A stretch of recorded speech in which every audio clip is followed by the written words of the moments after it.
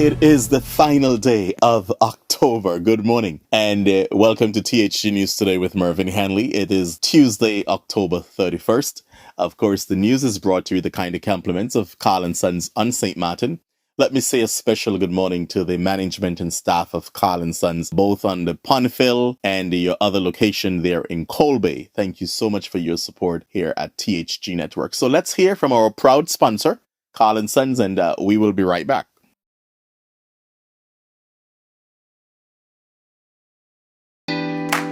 Colin Sons have been serving the people of St. Martin for over 40 years. And the food and service get better and better. From early morning, customers flock to the bakery for their favorite sandwiches, cakes, pastries, you name it. First thing at mornings and last thing at afternoons, folks rush to Colin Sons for simply the best. There are two locations, Colby and on the Ponfill. In Colby, the opening hours are Monday to Friday from 6 a.m. to 6 p.m. On Saturdays, 6 a.m. to 5 p.m. And on Sundays, 6:30 a.m. to 10:30 a.m. and 2 p.m. to 5 p.m. Opening hours on the Ponfill, Monday to Friday, 6:30 a.m. to 6 p.m. Saturday and Sunday, 6:30 a.m. to 1 p.m. We also cater for weddings, parties, special events, whatever the occasion. It's Colin Sons. Our staff, we are always happy to serve you. Call us today, the Colby location, 721-544-2462. That's 721-544-2462. Or in Phillipsburg, 721-543-1059. That's 721-543-1059. It's Colin Sun Bakery. We are here to serve you.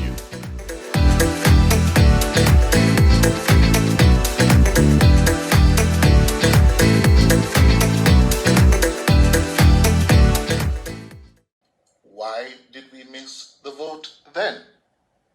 We're having an earthquake. Oh God. That's an earthquake?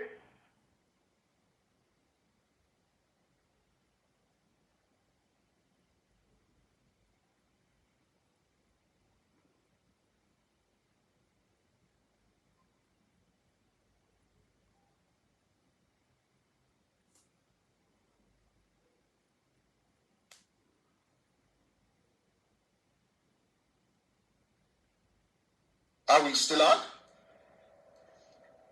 Yes. That was a heavy jolt.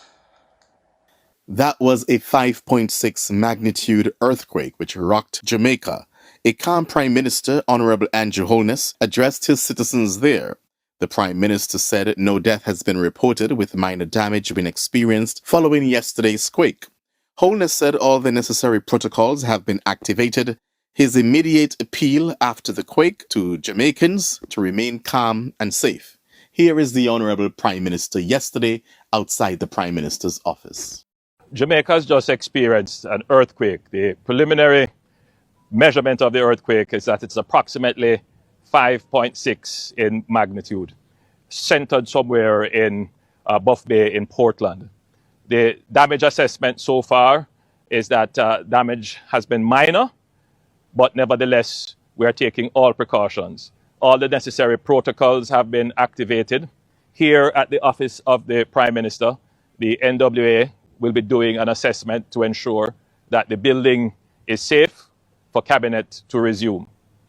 At this point, I want to say to all Jamaicans, remain calm.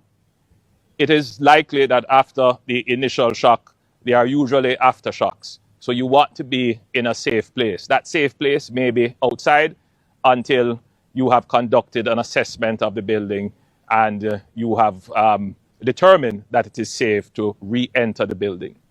Again, remain calm, follow all the protocols regarding earthquakes and general safety.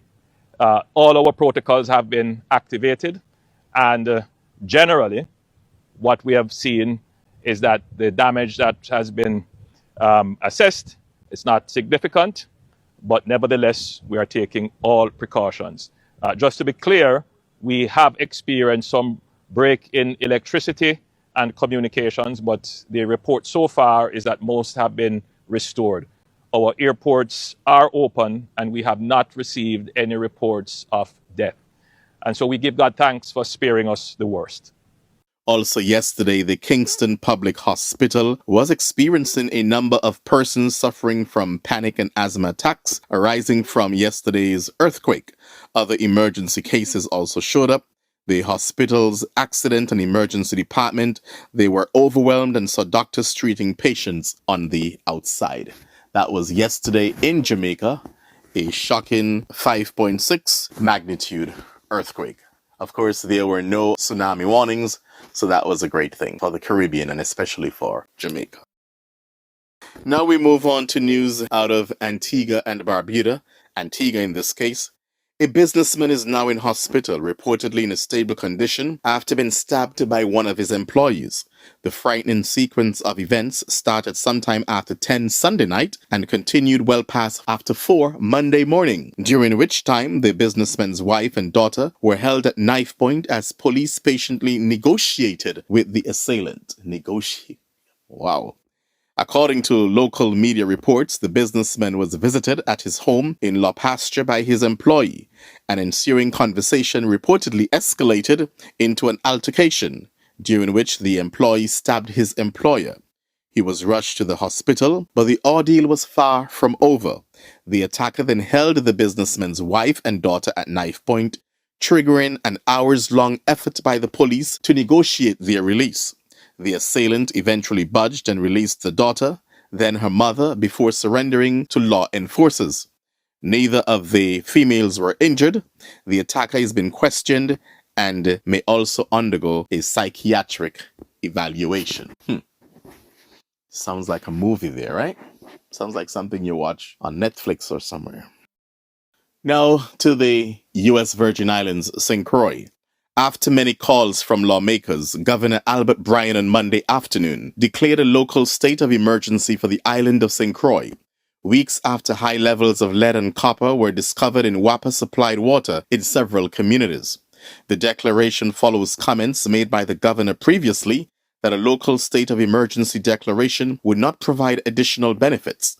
Declaring a state of emergency will not empower the government of the Virgin Islands to take any additional measures beyond the scope of our current response efforts, the governor said at the time.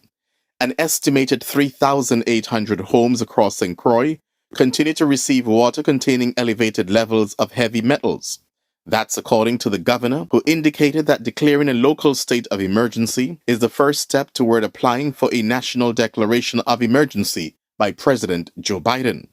During Monday's press briefing, Governor Bryan authorized the Commissioner of the Department of Licensing and Consumer Affairs to issue a price freeze and restricted sale order to protect the consumers, including drinking water, water truck haulers, and water filtration products on the island of St. Croix.